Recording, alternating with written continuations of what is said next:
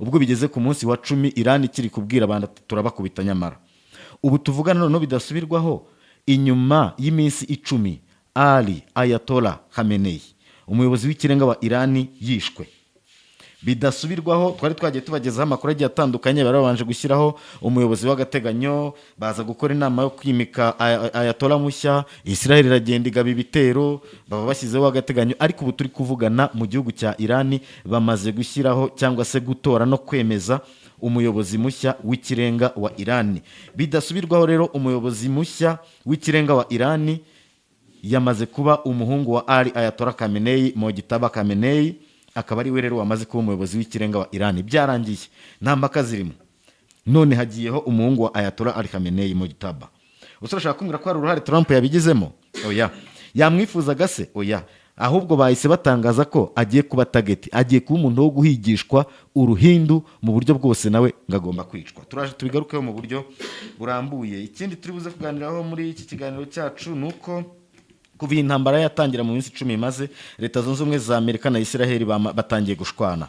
Batangiye gushwana bapfiki. Batangiye gushwana bapfa ibitero igihugu cya Israel cyagabye ahantu habikwa ibikomoka kuri peteroli, bakaba baraharashe ibikomoka kuri peteroli bigasandara mu migi n'ahandi, ahagera kuri 30 depo zigera kuri 30 zikaba zararashwe na Israel. Ibi rero ntabwo Israel na Leta Zunze Ubumwe za Amerika babyumvikanyeho neza, ndetse byateje ikibazo. Radar WAKI niyo ikinyamakuru nicyo cyatangaje iyi nkuru, ubwo n'ibindi turaza tukomeza tubireba. The US President, The Telegraph niyo bitangaza. The Telegraph iratangaza yuko the US President said his Israeli counterpart would have input on resolving the conflict, claiming Tehran would have destroyed Israel if they had not attacked the regime first. Ahangaha rero iki kinyamakuru The Telegraph nk'uko kibitangaza kiravuga yuko perezida wa Leta Zunze Ubumwe za Amerika Donald Trump yamaze gutangaza yuko igihugu cya Israel kigomba nacyo kugira uruhare mu gutanga igisubizo kuri iyi ntambara. Ibihugu 7 bikize ku isi bigiye gukora inama ku bijyanye na peteroli ndetse n'ihindagurika ry'ibiciro bya peteroli ku isi bitewe n'intambara ya Genda samuratsinze icyo ngukundiye uri umuntu mugabo, urugendo rwiza kandi urugendo ruhire.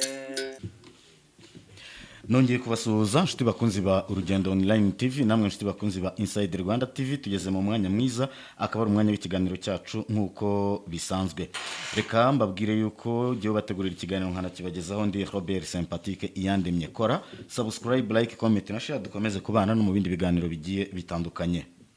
Nongeye kubasuhuza nshuti bakunzi ba CR TV, mwebwe mwese tubana mu biganiro bigiye bitandukanye. Reka mbashimire cyane kubw'umwanya wanyu mufata mugakurikira ibiganiro byacu kuri CR TV. Reka nabashimire cyane ko umuryango wa CR TV ukomeje kwaguka biciye mu gukora subscribe, like, comment na share ku biganiro byacu, ahasigaye ibintu bikarushaho gukomeza kugenda neza. Bimvuye ku mutima ndabashimira cyane kubw'uwo mwanya mufata, ahasigaye tugakomeza tugakora akazi. Nuko bimeze rero, na makuru meza kandi yizewe atarimo ibindi biri aho ngaho byo kongeramo ibitarimo cyangwa siki. Oya, nuvuga ngo na makuru meza cyane tubabwira, ndetse tuba twabateguriye tukababwira na source yaho tuba twagiye tuyakura. Nyine turi bugaruke muri Middle East mu burasirazuba bwo hagati, turebe ku ntambara y'iguzi igihugu cya Iran, Leta Zunze Ubumwe za Amerika ndetse na Israel. Iyi ntambara yamaze kugera ku munsi wa 10.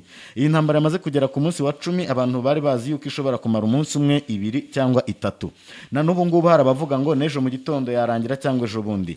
Ndetse muri Leta Zunze Ubumwe za Amerika ho Trump yaravugaga ati isa ni yarangiye, ikirere cyabo turagifite nitwe turi kukigenzura, igisigaye no kubahamangira, ariko byamaze kwanga. Inyuma y'ibyo byifuzo byose rero bagiye bagira ku gihugu cya Iran, igihugu cya Iran bikarangira kihagazeho kugeza uyu munota, ubwo bigeze ku munsi wa 10 Iran ikiri kubwira abantu turabakubita nyamara. Ubu tuvugana none bidasubirwaho, inyuma y'iminsi 10 Ali Ayatollah Khamenei umuyobozi w'ikirenga wa Iran yishwe. Bidasubirwaho twari twagiye tubagezaho amakuru agiye atandukanye, barabanje gushyiraho umuyobozi w'agateganyo, baza gukora inama yo kwimika Ayatollah mushya, Israel iragenda igaba ibitero, baba bashyizeho agateganyo, ariko ubu turi kuvugana mu gihugu cya Iran bamaze gushyiraho cyangwa se gutora no kwemeza umuyobozi mushya w'ikirenga wa Iran. Bidasubirwaho rero umuyobozi mushya w'ikirenga wa Iran yamaze kuba umuhungu wa Ali Ayatollah Khamenei, Mojtaba Khamenei, akaba ari we rero wamaze kuba umuyobozi w'ikirenga wa Iran. Byarangiye, nta mpaka zirimo. Igitangaje turi buze kubigarukaho ni ukuntu Trump yari yavuze ngo agomba kugira uruhare ku wundi muyobozi ugomba kujyaho muri Iran. None hagiyeho umuhungu wa Ayatollah Ali Khamenei Mojtaba. Urashaka kumbwira ko hari uruhare Trump yabigizemo? Oya. Yamwifuzaga se? Oya.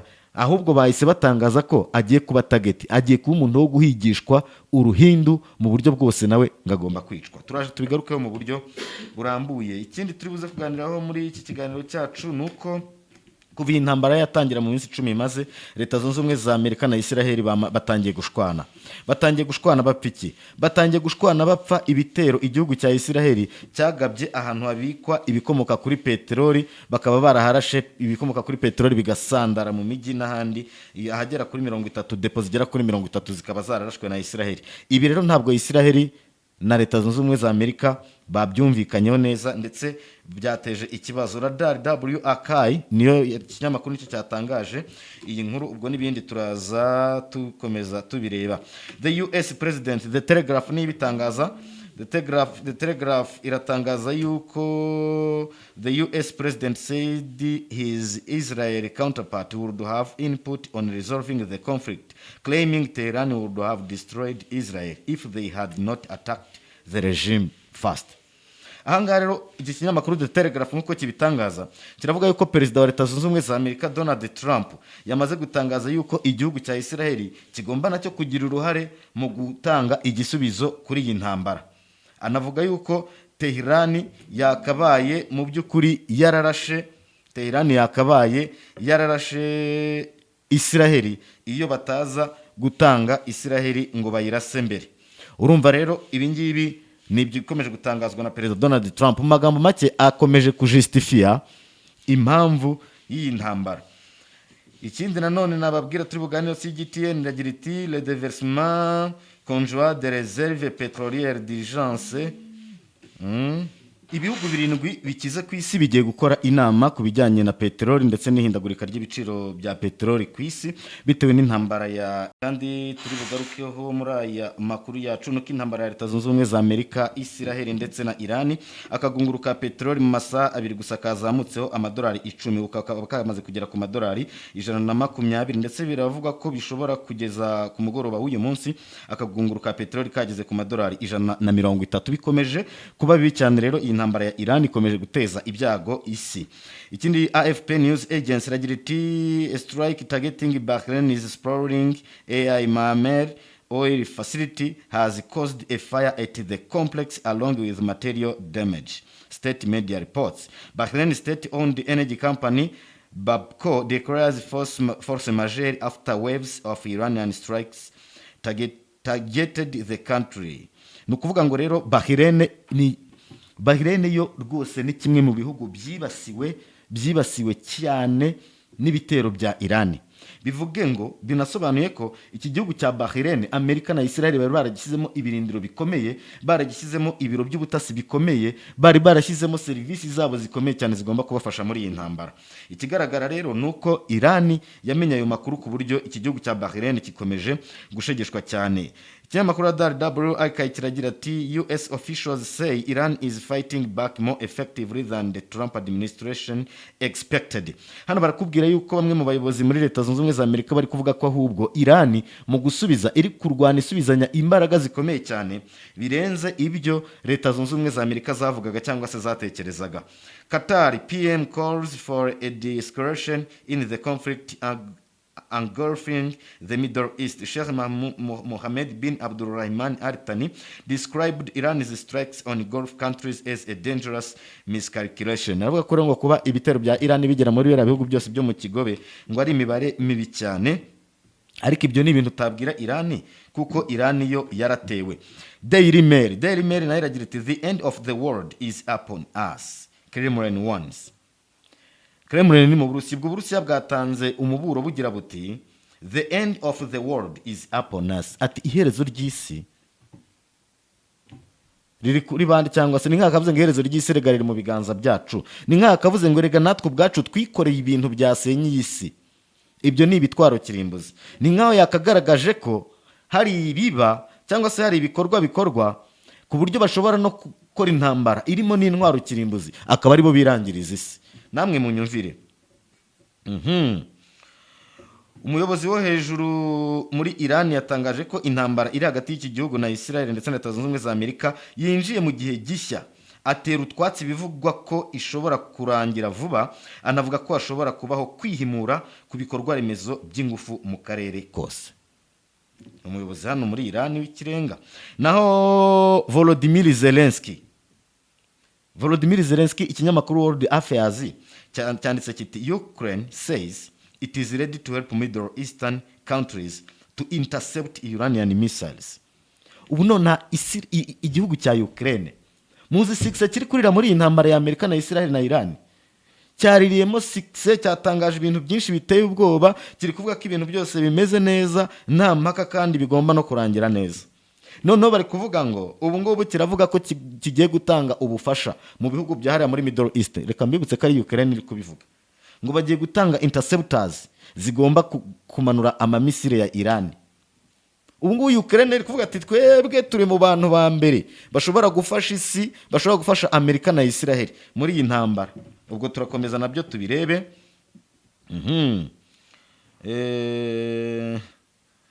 Ministre israélien de l'énergie, ministre w'ingufu muri Israeli yagize ati cette guerre contre l'Iran est la plus importante depuis la fin de la Seconde Guerre mondiale. Ati intambara turi kurwana na Iran est la plus importante, ni y'ingenzi cyane, niyo ntambara y'ingenzi barwanya inyuma y'intambara ya kabiri y'isi. Namwe munyumvira urwego baba babishyizeho. Naho Daily Mail fata Pete Hegseth, ni ministri w'intambara muri Leta Zunze Ubumwe za Amerika, iwe yagize ati Pete Hegseth guarantees Iran will surrender and Trump will set the terms. We aracyakomeza gushimangira yuko ngo Iran izamanika amaboko, noneho Trump akagena ibintu ko bigomba kugenda mu gihugu cya Iran. Nyamara mu gihe bari gutangaza ibi ngibi, bari kubitangaza mu gihe Iran yamaze gushyiraho umuyobozi w'ikirenga muri rusange.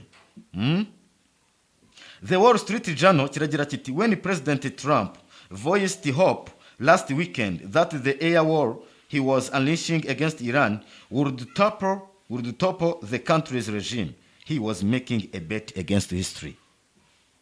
Hano bari kumuseka. Ubundi bushize yari yavuze ko bagiye kwifatira ikirere cyose cya Iran bakakigarurira, bamara kukigarurira bakabombarida Iran, bakamanura mw'ibisasu mu kuzimu, ibintu byose bakagenda bagahita ko babirangiza. Aho yavugaga yuko ngo gufata ikirere cyose bakagikontorora, agahita agira ati namwe murabyumva ngo icyo bivuze, ngo igihe cyose tuzaba dufite ikirere cyose cya Iran ari twebwe turi kugikontorora, ngo ibintu byose bizaba byiza. Ariko se kugeza uyu munota byari byabera Amerika byizara? Simvuze ko iyi ntambara bateje kuri Iran batari gusenya Iran bari kuyisenya rwose, ibikorwa remezo byayo bari kubyangiza, ariko si byo Iran iri gukora byo tubyirengagize, tubyibagirwe se? Mutekereze ko bagenda bakabloka amakuru, ariko n'ubundi byo Iran ikora bikarenga bikajya hanze. Muri iki kiganiro cyacu rero ku buryo burambuye, reka mbabwire ko perezida wa Leta Zunze Ubumwe za Amerika Donald Trump yari yatangaje ko yifuza kugira uruhare mu gushyiraho umuyobozi wundi ugomba gusimbura Ayatollah mu gihugu cya Iran. Perezida Trump yari yavuze ko gushyiraho undi muyobozi mu gihugu cya Iran atabigizemo uruhare bitashoboka. Ni nkaho yakagaragaje ko ibyo muri Iran bari barabirangije, intambara bari barayirangije, bari bamaze no kugira uburenganzira, ububasha n'ubushobozi byo gutuma umuyobozi ujyaho muri Iran Amerika igomba kuba yabigizemo uruhare cyangwa se yashyizemo akaboko kayo. Ibyo ngibyo rero ni icyifuzo cya buri muntu, buri wese niko yabibona, buri wese niko yabikora. Ariko nshuti zanjye, ubu turi kuvugana mu gihugu cya Iran barangije kwimika umuyobozi w'ikirenga wa Iran. Ubushize bari babanje gushyiraho uw'agateganyo, bamaze gushyiraho uw'agateganyo biza kurangira bitangajwe yuko mu bagomba gutoranywamo umuyobozi w'ikirenga twari twagiye tubigarukaho harimo n'umuhungu Mojtaba Khamenei, umuhungu w'imyaka 56, umwe mu bana ba Ayatollah Ali Khamenei. Ubwo rero noneho abayobozi muri Iran, inama ishinzwe gutegura umuyobozi w'ikirenga ikamwimika ikamushyiraho, yarangije kwemeza Mojtaba Khamenei, umuhungu wa Ayatollah Ali Khamenei, noneho yamaze no kwima ingoma, yatangiye akazi. Ubu turi kuvugana Ayatollah Ali Khamenei yitabye Imana, yari umuyobozi w'ikirenga wa Iran, na n'ubu ngubu baracyari kumwunamira, bari mu kiriyo cy'iminsi 40. Ariko ubu tuvugana ku munsi wa 10 yishwe intambara itangijwe ku gihugu cya Iran. abayobozi bamaze gutora undi muyobozi w'ikirenga, Ayatollah mushya wa Irani, akaba yabaye Mojtaba Khamenei, umuhungu wa Ayatollah Ali Khamenei. Ibyo bibaye Amerika itabigizemo uruhare, ibyo bibaye Israel itabigizemo uruhare, ndetse Amerika na Israel bahise batangaza ko Mojtaba Khamenei abaye target, donc abaye umwe mu bantu bagiye guhigwa bukware. Abaye umwe mu bantu bagiye guhigwa bukware. Bivuze ngo abatekerezaga ibijyanye n'iyi ntambara ya Irani ngo irarangiye, ngo igiye kurangira, ngo mu minsi mike birangiye, reka da. Noneho bamaze iminsi 10, Irani imaze iminsi 10 irwaniye intambara badafite umuyobozi w'ikirenga. None se urashaka kumbwira ko ubu bashyizeho umuyobozi w'ikirenga akaza by'akarusho ari umuhungu wa Ayatollah Ali Khamenei? Ahangaha rero kambabwire, ibi byonyine bihita bibereka ko ku ruhande rwa Leta Zunze Ubumwe za Amerika ndetse na Israel iyi ntambara rwose igiye gutangira. Nimba baratangiye iyi ntambara bavuga ngo gahunda dufite ni regime change, guhindura ubutegetsi, bagahita ko banica Ayatollah rwose, bakamwicana n'abajenerali benshi, bakanidoga, bakikomanga mu gatuza, bakavuga ko mu gihe gitoya, mu masaha atari menshi, ibintu byose biraza kujya ku murongo, bakanasaba abaturage ba Irani gufata ibintu byose bakabishyira mu biganza byabo, ko ibintu byose ari amahoro, bagatangira kumenya ubuyobozi uko bya Trump nyine avuga ko ibibazo biri kurangira. Ubu none abantu batekerezaga regime change muri Irani, ubwo barahita batangira intambara bushya kugira ngo n'uyu Ayatollah Mojtaba Khamenei bamwice. Niba gahunda yari regime change, bakaba barishe Ayatollah akaba asimbuye n'umuhungu we, intekerezo ni za zindi, gahunda ni ya yindi, ni ukwihagararaho. Bivuze ngo iyi ntambara nubwo yahagarara nonaha turi kuganira, nonaha nubwo yahagarara, Leta Zunze Ubumwe za Amerika na Irani na Israel baba badatanze ubutabera, kubera yuko Amerika na Israel ukuntu bagabye ibitero kuri Irani bafite gahunda ya regime change, Irani ikaba yabahagamye, kabigaruye Ayatollah umuhungu we akaba yise yima ingoma. Nta kintu Amerika yabikoze, keretse nimba bari icyo baza bagasobanurira isi no kubabwira bati twebwe icyo twari tugambiriye ni ugusenya Irani, tukayirimbagura, facilities zayo tukazikuraho, Ayatollah tukamwica, twarangiza ibikorwa remezo bindi nabyo tukabyangiza, amadepo n'ibigega bya peteroli tukabisenya, twarangiza tukaba tugeze ku ntego. Keretse ari ibyo bavuze, ariko si byo bavuze. Bavuze regime change kugira ngo banagaragaze cyangwa se berekane ko bari seriye mu kubijyanye na regime change, kuri ubwo buseriye bwabo, kugira babyerekane. Bahise ko bakora akantu gakomeye cyane, bica Ayatollah mbere, ariko uko iminsi iri kwicuma bari kubona ko kwica Khamenei bitabaye igisubizo. Ntibyanakuyeho ubuyobozi, ntibyanakuyeho leta ngo abo banyamerika n'abanyayisiraheli baze bashyireho leta yabo nk'uko babitekerezaga cyangwa nk'uko babyifuzaga. Bisobanuye iki rero? Kubona Irani yamaze kwimika Ayatollah Mojtaba Khamenei ni ugutsindwa kwa Amerika na Israel imbere y'isi yose. Binagaragaza kubwo biraza gusobanura ko iyo ntambara nk'uko nari maze kubivuga iri buze gukomeza kugira ngo Amerika izabashe kugera ku ntego zayo. Muzarebe iyo Trump ari mu ma interview aravuga ati nta gisigaye, dusa n'abarangije akazi, ibindi ni ukunoza ibintu gusa, Irani twarayishe, ibintu byose abayobozi twarabishe, ibikorwa remezo byayo twarabirangije, ikirere cyayo twaracyangije. Donc ibo nta kindi bavuga, ni ukuza bakwereka ko Irani bayirangije. Ariko mu kanya wakumva ibikorwa Irani ikoze, wareba amarira bari kurira muri Israel, wareba amarira bari kurira hariya muri Middle East, muri biriya bihugu byose, ukabona ni ikibazo giteye ubwoba, ukabona nta nsinzi bafite bari abanyamerika n'abanyayisiraheli, ukabona ahubwo bari gukora ibikorwa bimeze nk'iby'iterabwoba cyangwa se by'urugomo byo gushaka gusenya no kwangiza igihugu cya Irani gusa, ariko kugera ku ntego za regime change. Icyo cyo rwose ntacyo mbijeje, ntacyo mbasezeranyije, kuko nta gihari, biracyagoranye. Nubwo cyaba ikintu byenda bazageraho, ariko ntabwo baza ngo babeshye isi bababwire ngo ni ibintu turi buze kugeraho none, ni ibintu turi buze kugeraho ejo, bagaragaza ko ari ibintu umunota ku munota bashaka bahita kubakora, bakavuga ngo regime change. Iminsi baye 10 wababwira miliyari zimaze kugenda ku ruhande rwa Amerika muri iyi ntambara, kuko drone imwe y'ibihumbi 20 by'amadolari iri kuraswa na interceptor ya miliyoni 4 z'amadolari. Mwumve namwe ubwo bwikube. Iyo drone yagera ku ntego igahita isenya ubwo bwirinzi, miliyoni enye zikaba ziragiye ako kanya. Amerika rero iri kurwana intambara iyihenze, iri kurwana intambara ihenze ku buryo bukomeye cyane, kandi iri kurwana iyo ntambara iyihenze bikaba binagaragara ko iri buze gukomeza kuyirwana mu gihe aba ayatola bahari bari kwirwanaho gutya kuri uru rwego. Rwose pe, ubu isi yose yamaze kujya mu bibazo. Nonaha Radar Archive iragira iti US is dismayed by Israel's strikes on 30 Iranian fuel depots in the first major disagreement between the two Arab nations since the war on Iran started. Iki kinyamakuru kirakubwira ko Amerika na Israel batangiye kugira ibyo batumvikanaho. Batangiye gushwana. Barimo gupfa iki? Amerika na Israel bari gupfa ibitero Israel iri gukora, Amerika itabishaka cyangwa se batabyumvikanyeho, Amerika itifuza ko ibyo bitero bikorwa. Ariko Israel yo nk'abantu bafite umugambi wo gusenya no kwangiza Iran bakarambika hasi, bo ntabwo babikozwa. Nicyo Amerika ibabujije bo baragikora. Kandi wumve ngo nukutabyumvikanaho gusa, ariko ntacyo Amerika iri buze gukora. Ntiri buze no kubibuza Israel.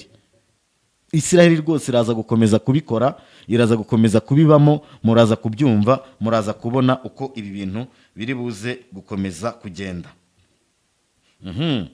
Ikindi nanone uku kutumvikana kwabo rero, kubona Israel yagiye muri Iran ikarasa depo z'ibikomoka kuri peteroli bigasandara mu mihanda n'ahandi, Amerika ntabwo byayishimishije.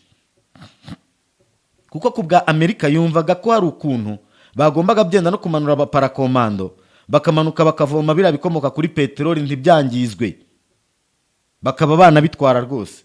Ariko Israel yo iyo siyo gahunda. Israel yo suko ibyumva, Israel yo suko ibibona, ntabwo ari uko nguko ibibona.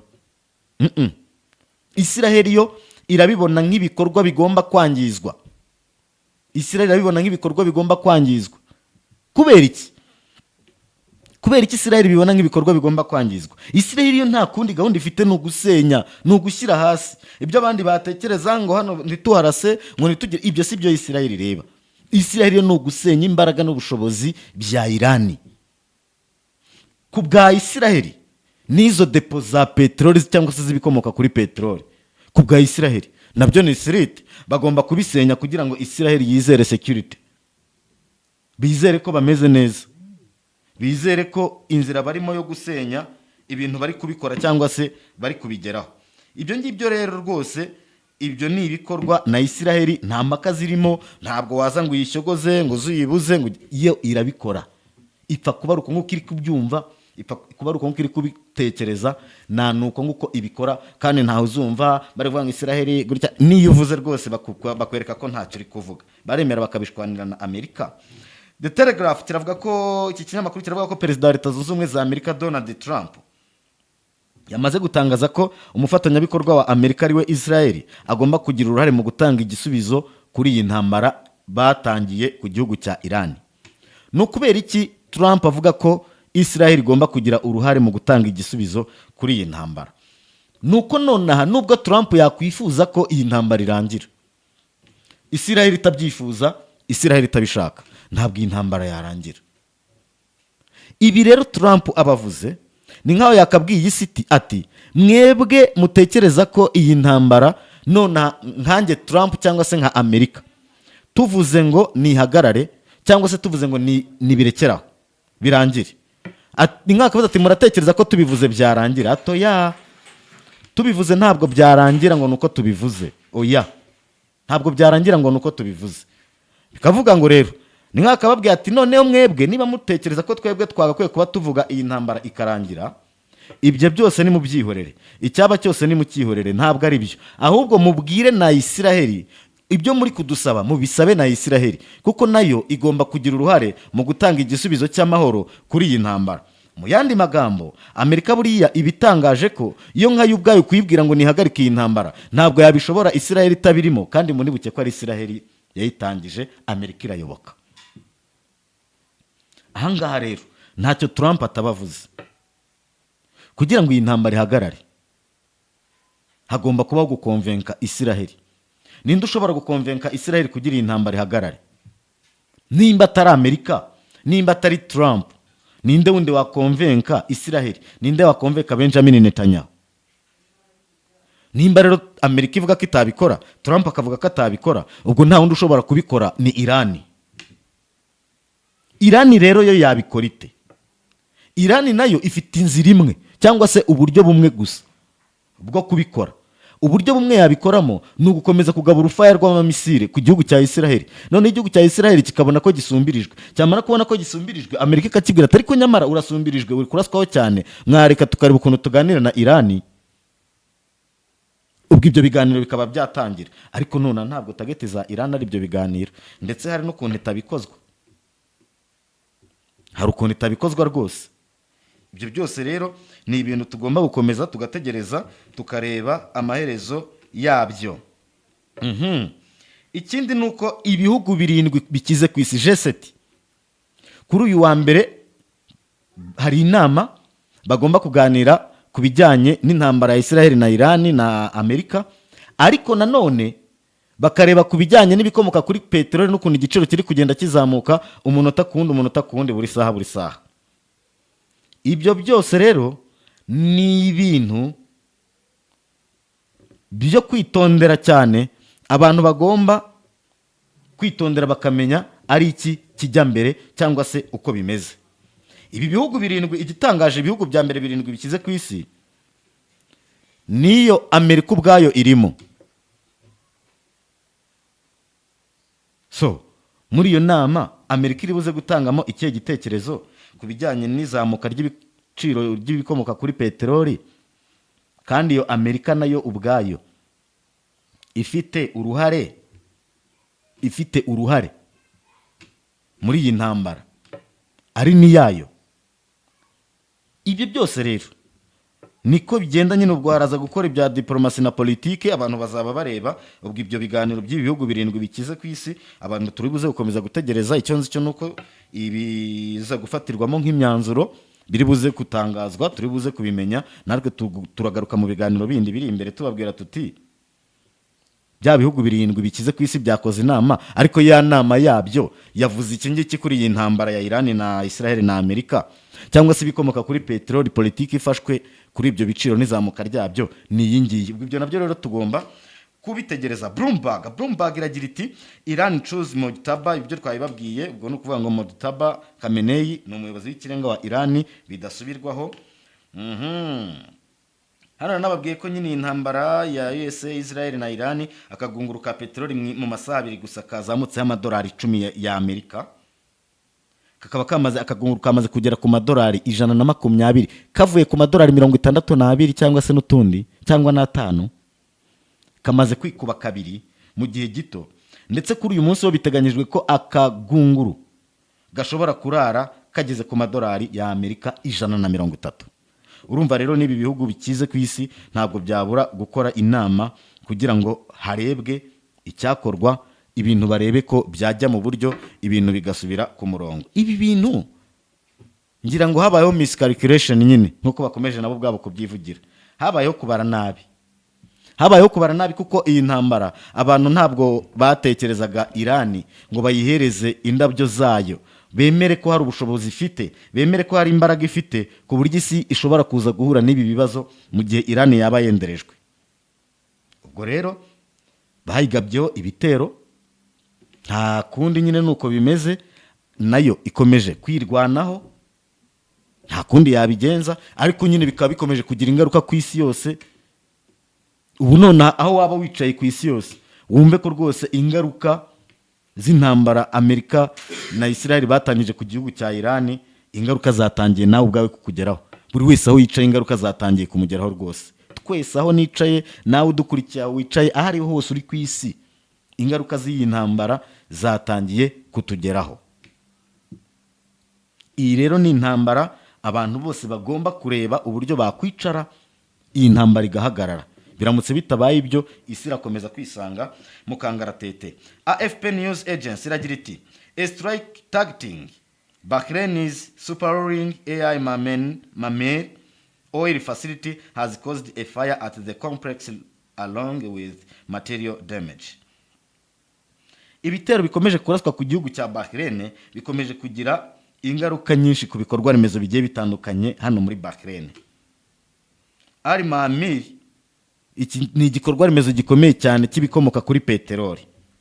Ahangaha hararashwe, hamaze kuraswa biteza inkongi y'umuriro. Iyi nkongi y'umuriro rero nayo yangije byinshi cyane mu buryo bumwe cyangwa se ubundi. Ikigo cya Bahrain gishinzwe ibijyanye n'ingufu rero cyitwa BAPCO kikaba cyavuze yuko ubu hari gukoreshwa ikitwa force majeure. Bari gukora mu buryo budasanzwe bitewe n'ibyo bitero bikomeje kugabwa ku gihugu cya Bahrain. Bahrain rwose yabigendeyemo. Bahrain ikomeje guhura n'ibibazo, ibitero bya Irani ibana. Kimwe mu bihugu byabitesekeyemo ni Bahrain. Sinzi bizatwara amamiliyari angahe kongera gusana Bahrain kuko yo Irani yayigize umuyonga, yarayishe yarayirangije. Hano baragira bati US officials say Iran is fighting back more effectively than the Trump administration expected. Hano barakubwira ko abayobozi ba Amerika batangiye gutangaza ko uburyo Irani cyangwa yihorera buri gutungura benshi. Ntabwo abantu bari bizeye ko ariko Irani izabigenza. Ntabwo abantu bari bazi ko Irani ishobora gukoresha izi ngufu ngo ikomeze irwana. So nimba rero bari kurwanisha imbaraga na Amerika ubwayo itigeze itekereza ko Irani ifite cyangwa se izakoresha, ni ikimenyetso cyiza kigaragaza ko hari abayobozi muri Leta Zunze Ubumwe za Amerika ku giti cyabo bo bemera ko iyi ntambara Amerika itazayitsinda mu buryo bworoshye cyangwa se nk'uko Trump abitekereza. Ariko mu gihe bimeze bityo, abanya-Irani bo batangaje ngo ibyo bari kubabwira ngo iyi ntambara ngo irahagarara vuba, ntabwo iri buhagarare vuba. Barababeshya. Irafata ukundi kwezi cyangwa se irafata yandi mezi cyangwa se izafata n'imyaka 10. Niko abanya-Irani bo bakubwira. Ntabwo rero bashobora kukubwira batyo batizeye imbaraga, badafite ingufu, batari buze kwirwanaho ngo barase, kandi ngo barase bizeye ko ibyo bagiye kurasa biri buze kugera ku ntego. Iyindi nkuru nababwiye tugomba kuganiraho nanone nuko Minisitiri w'Ububanyi n'Amahanga wa Katari Sheikh Mohammed bin Abdulrahman Al Thani yagaragaje ko ibitero bya Irani hariya muri Middle East ari ibitero birimo ibikorwa byinshi bibi biri kwangiza kandi birimo no kubara nabi. Ariko ubwo sinzi uko kubara nabi avuga ari uko ku ruhe ruhande, kuko ibingibi Irani yabiteguje isi yose.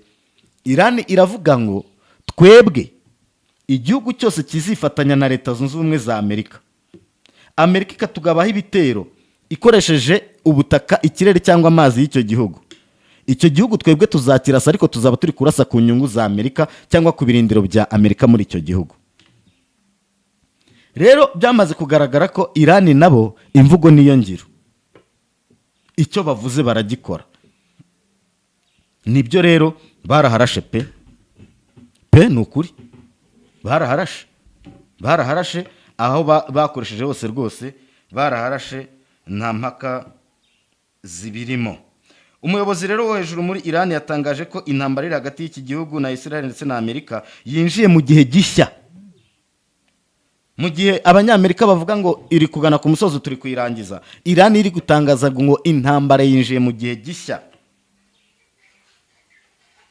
Maze atera utwatsi ibivugwa ko ishobora kurangira vuba, anavuga ko hashobora kubaho kwihimura ku bikorwa remezo by'ingufu mu karere kose. Ejo Perezida Pezeshkian wa Irani yagiye mu bitangazamakuru, aherutse kujya mu bitangazamakuru avuga yuko ngo basabye imbabazi batazongera no kurasa ku bihugu baturanye. Ababwira yuko abasabye imbabazi, ariko ababwira ko bari babwiye ko nibazifatanya na Amerika bazabarasa. Ariko nyuma nta n'amasaha 24 yaciyemo amaze gusaba imbabazi, bahise ko bongera Irani yongera irasa muri bya bihugu bya za Dubai, za Qatar na za Bahrain. Kubera iki? havuyeho ibitero bigabwa kuri Iran bikozwe na Amerika na Israel, kandi bababwiye ko basabye imbabazi batazongera kubatera, ariko bongera akantu kavuga ngo ntabwo tuzabatera igihe cyose nta gitero kizaba kiri guturuka iwanyu kiza, ngo ariko igihe bizaza tuzagaruka. Byongeye kuba rero barangije baraza. Tugana ku musozo, inararibonye mu ntambara, umuntu ufite ubunararibonye na experience bihambaye mu by'intambara cyane witwa Volodymyr Zelensky, perezida wa Ukraine, yamaze kubwira ibihugu byo mu burasirazuba bwo hagati ko afite umuti, ko we afite interceptors, ubwirinzi bugomba guhangana na misile za Iran.